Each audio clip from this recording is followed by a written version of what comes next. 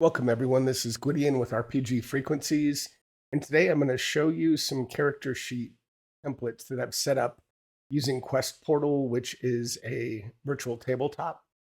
And I am going to be releasing these templates that I'm going to show you for free. They're actually already free, so I thought I'd do a quick video to show them off. Any of you that know me know that I use a number of different VTTs, Fantasy Grounds quite a bit. Use Sojour VTT, which is solo, a solo VTT. I use Poom Companion.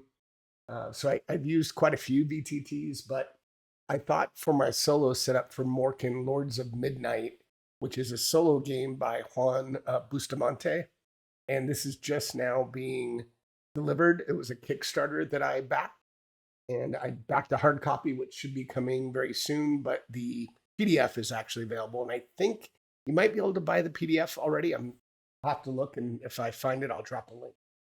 So let's just get into, I'm going to show you the character sheet. So on the right-hand side, this is the PDF that comes with Morkin. So you can see relatively standard character sheet, 4 attributes at the top. There's some derived values. There's some conditions that you might encounter, which there are only 4, pretty straightforward. You have a number of skills that are based on or derived from your attributes.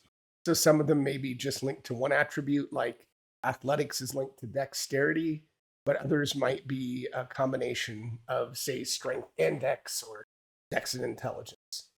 So it's a pretty straightforward character sheet, and I want to show you how I put that into Quest Portal. So Quest Portal is a free VTT. You can upgrade and buy a license for it. I just have the free version, and you don't need to have the paid version to take advantage of the character sheets I'm going to show you. You just have to make a free Quest Portal account. I'm not going to go into how to do that. There are other videos showing you how to create a free Quest Portal account. So let's jump into my Morkin Adventurer character sheet. And let's see if I can make this look a little nicer. Want to show off the full character sheet if I can. Yeah, that's probably pretty close. I could make it a little bit bigger, but I'm trying to keep both of these on the screen. So you can see the NPCs or the PCs are in this little column here. But what I'm going to focus on is this character sheet. You can see I have 3 tabs. I have the main tab. I have a tab for weapons, gear, and then finally the adventure itself. And I'll get into that at the end. So if you see what I've done, I start with combat at the top. So I've got hit points and fatigue. So you can increase, by hitting the plus sign, decrease by the minus, pretty straightforward. You can toggle these conditions. They are not automated right now. I think I could have done some more automation with them, but for now, they just toggle the condition to let you know that you have it. Defense value. So I do have some text here that it's derived from half of your defense skill. So you would just click these 3 little dots, edit, and then you would just type in the number here. There's no rolling for this because defense value is kind of a static value. You don't normally have to roll a dice against it or with it. But as you scroll down to attributes, now here are the 4 attributes: strength, dexterity, intelligence, and charisma. Oh, I just realized I spelled charisma wrong. I'm going to have to correct that in my template. All right. But you have to set these in any combination of 50, 40, 30, 20. I've just preset it to strength first, dexterity second, just in order that it's here. But you can update these again with 3 little dots. Now, these are rollable. So if I click into that, I've set up, or maybe they're not. Sorry. I guess the skills are rollable.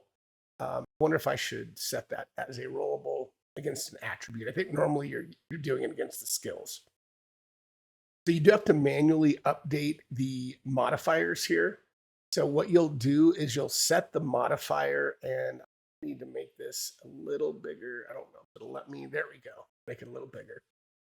So you will have to update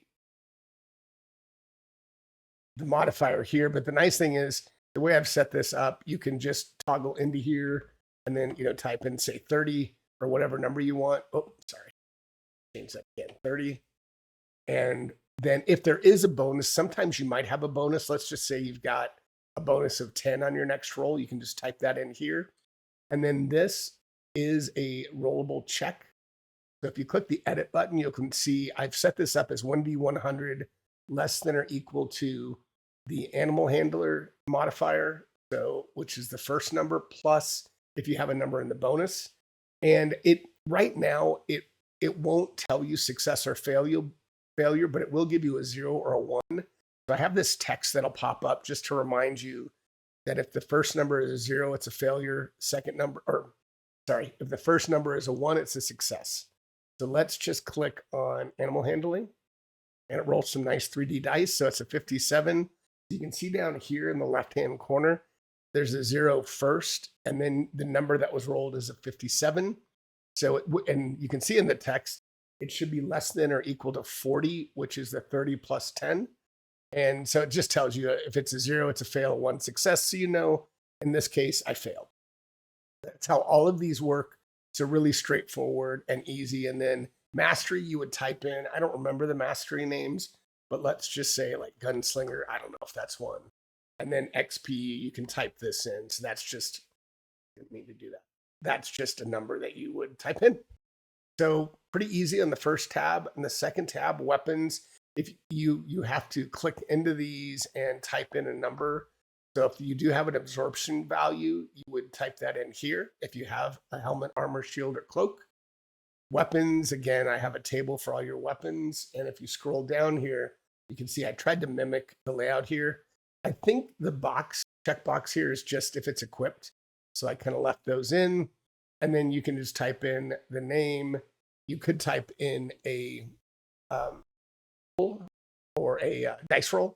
So if I hit backslash and click on the roll button, then you'll have this roll button here, and you can edit this and call it, I don't know, damage roll or just damage. And if it's a 1D, say it's a 1d6 plus 1, 1d6 plus 1, save.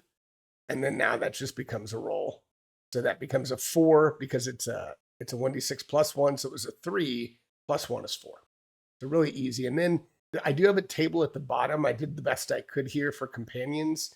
So the way I set this up is you would change the name. I forget the name. We'll just say Whittian, but there's different names for the companions.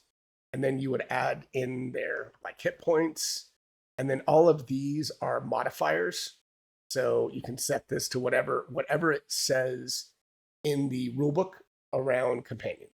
So there you've got your melee. The reason I put a parentheses C is in case I needed to call this for some reason. But I think what I'll end up doing, the way I understand this works, is these would all be bonuses to my skills. So if my companion had a melee of 20, then I would go back here into my skill, go down to melee, and then I would just put a 20 here in the modifier. And I would know that that's coming from companion. That's how I plan to do it. So that's it for that. The other section, and I won't go into this in the core rulebook, but actually I'll just make this bigger. You kind of see how that works. So let's make this widescreen now. See if I can make this a little bigger. There we go. And I don't think I can make this any smaller, unfortunately, the middle section here. But I'm actually not even in the game session yet. Let me do that. I'm going to go to session, and that might help me show this a little bit better, maybe. Yeah, I don't think I can make this any. I can collapse this, but I don't think I can make this any. That's fine. So over here, we've got weather. So you will roll on the weather table every day. So if I made this clickable, again, you can roll dice over here. So if I click on that die, I could just hover over and click one of those dice. But the way I set this up is you can just click on this weather table. It won't give you the result. It'll just tell you you got a 10. So you'll have to read this and say, hey, heavy wind, heavy snow, make an endurance skill check. And if successful, you have a -10 in all skill checks for this day, I think, or that section of the day. And then otherwise it would be -20. So you could go back to this tab here. And again, you could put in, nice thing is you can put in your -10 here. And if I roll it, it should roll against 20, 30 minus 10. So, yep, less than or equal to a 20. I rolled an 82, so that's a 0 or a fail. All right, you have your ice sphere. I didn't automate this, but I did put this into sections 1, 2, 3, so you can check on these, and it'll let you know when you get to the different, yes, not layers, but the different fear modifiers. I have the image for the quarters of the day, and then you'll tick off what actions you take for the day, morning, afternoon, evening, and night. And that's pretty much the character sheet. I might add some additional notes, but otherwise I might end up taking this character sheet and this window and playing it within Sozier, but that's for another video. Go to the Despair Spider for a second. So I have set up a template. I can't set up all of these due to copyright restrictions, but I did want to put in a template so you could use this to actually create your own monsters and copy them out of the Morkin book. But you'll see that you have the type, monster. I made the description a little bit bigger than normal text because my eyes aren't great anymore. So I think I have this as a heading 3, but you can just make it if you'd rather make it smaller. But I like heading 3. It's a good balance for me of a little bit bigger. Then you got your monster stats, 20 hit points, melee skill, defense value, perception. So if I need to do a perception roll, I set all of these ups to roll in like dark red. So it'd be a little bit different. It's almost a rust color. But now you can see, in addition to the image, you can also see it's a red. So it just helps me distinguish between rolls for Morkin and rolls for the monster. So the way I did that, just quickly, if I go up to my melee skill and hit edit, I did 1d100 and then hashtag. This is a hexadecimal value. So I just looked at something that was kind of a, like I said, dark red rust, and I dropped that code in. And then after that, I have my less than or equal to, and then it's looking at my melee stat. And then I have my text again of success and fail. So I think that works pretty well. Then attack rolls. So if it's the Despair Spider's turn, I can just roll on the table. So I got a 2. So I can look here and say, okay, that's a bite. And I have the description over here right out of the rule book, but it does say take D6 damage. So again, I can just roll on the bite roll, and it tells me piercing damage 3. So pretty easy. And then if I do have a critical hit, which would be on a 0-1 through a 0-4, so a 1 through a 4 out of a D100, I could click on this critical hit, and that tells me that I get 6 damage. Otherwise, it's a fumble, and a fumble is only on a 100. I mean to say otherwise, get a 100, that's the only time you get a fumble. And in this case, it deals D6 minus 2 to itself. I don't think I figured out how to code a minimum of 1, but if you click on this, well, in this case, it's subtracting 2 to get down to 3. If I end up getting like a 1 or a 2 or something that's less than 0, there's a 2. It's a minimum of 1. Remember this by the text. And then there's the loot table. So if you roll in the loot, you can see here I get a Despair Spider eye, and I could drop that into my gear. All right, the only other thing that I put in here, it's really simple. There's not a true combat tracker in here, but I thought if people wanted to run combat, I'd just give them this little NPC token. So you can click the rounds so you know what round you're in, simple. And then you can change the name on this and make it a monster. So you could type monster 2 here. So I just type it, click into it, and I could say Despair Spider. If you have a companion, you can type that in. And then you could just designate it's his turn. So if it's Morkin's turn, I can go back, do what I need to on the character sheet, make my rolls, then go back and click off of that, click on the Despair Spider. If there is a condition, like I could type in poisoned if one of us gets poisoned. And if I have notes like, Morkin's next attack 10, something like that. So it's pretty basic, but if you did want to run combat, just having like the PDF and use this to run everything, I think it would work. So that's it. I'll drop a link to Quest Portal.